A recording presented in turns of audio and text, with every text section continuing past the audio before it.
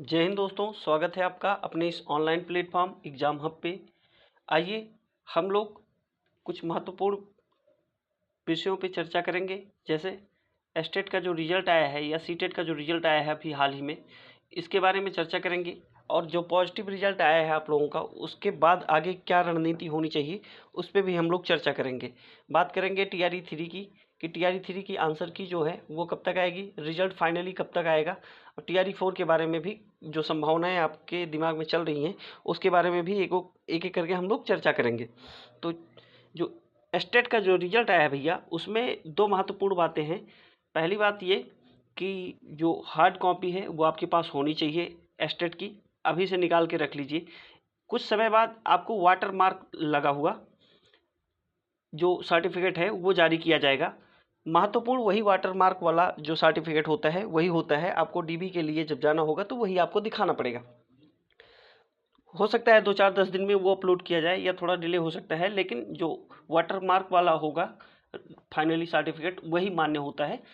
BPSC कुछ समय के बाद, अभी तो रिजल्ट जारी किया है, कुछ समय के बाद वो आपको देखने को मिलेगा, वेबसाइट पे अपलोड कर दी जाएगी और सूचना भी मिल जाएगी आप लोगों को। तो वाटर मार्क लगा हुआ जो सर्टिफिकेट है वो आपके पास हार्ड कॉपी में होना चाहिए। सीटेट का रिजल्ट आया है, जिनका पॉजिटिव रिजल्ट आया है वो आगे क्या कर सकते हैं, क्या संभावना हो सकती है जो शिक्षक भर्ती के संबंध में है, उसके बारे में हम लोग चर्चा करेंगे। टीआरई 3 की जो आंसर की है देखने को आपको 1 हफ्ते के अंदर मिल सकती है, ऐसी संभावना बनी रही है कि जो आंसर की है आयोग के द्वारा जो आंसर की जारी की गई है वो आपको 1 हफ्ते के अंदर, या बहुत ज़्यादा डिले होगा तो 15 दिन के अंदर आपको देखने को मिल सकता है। और उसके बाद जैसे ही आंसर की जारी होगी फाइनली आप लोगों को जो ओएमआर शीट है वो अपलोड कर दी गई है, आप लोग देख लीजिए। उसके बाद जैसे ही आंसर की जारी होती है एक बार मिला के जिसको भी क्लेम करना होगा वो क्लेम कर सकता है। उसके बाद जो डिस्प्यूट वाले सवाल हैं उस पर क्लेम किया जा सकता है, 1-2 दिन का समय मिलेगा। उसके बाद फाइनली रिजल्ट जारी होगा संशोधन करने के बाद। अब बात करते हैं जो एस्टेट पास है वो सीटेट और सीटेट जो पास है उनके लिए क्या संभावना बन सकती है। देखिए टीआरई 4 के बारे में जो चर्चा हो रही है, टीआरई 4 कब तक आएगा, होगा कि नहीं होगा, काफ़ी दुविधा में स्टूडेंट हैं।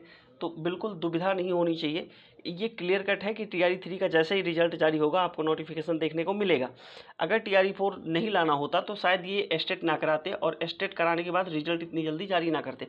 तो संभावना पूरी है कि टीआरई 4 का आपको नोटिफिकेशन भी टीआरई 3 के रिजल्ट के तुरंत बाद आपको देखने को मिलेगा।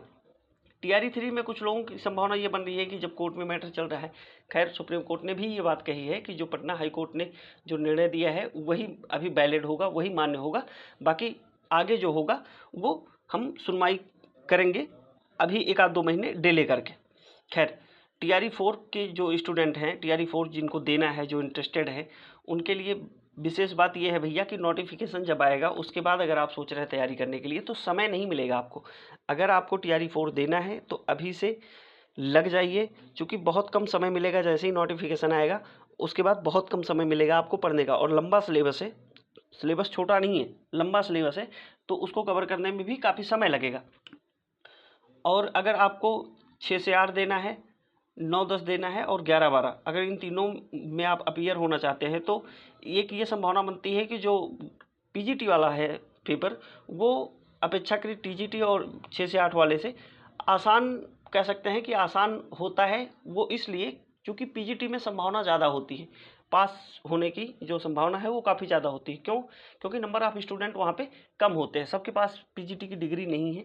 इस वजह से आप लोग कोशिश करिएगा कि पीजीटी पे पूरा फोकस करिए। जिनका टीजीटी और 6 से 8 है वो टीजीटी पे फोकस करें, और बाकी जो सिर्फ सीटेट वाले हैं वो अपना आराम से 6 से 8 दे सकते हैं, कोई दिक्कत नहीं है।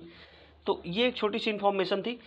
बिल्कुल अभी से जो तैयारी का जो ये समय चल रहा है, अभी अगर आप लोग लगेंगे तो यकीनन आपका पेपर अच्छा होगा, और आगे जो टीआरई 4 का आपको देखने को मिलेगा पेपर, अगर आप लोग लगातार 2-3 बार रिवीजन करते हैं अच्छे से तो आपको पेपर आसान लगेगा। और प्रीवियस ईयर पेपर, सबसे महत्वपूर्ण बात है कि प्रीवियस ईयर पेपर पे आप लोग काम करिए।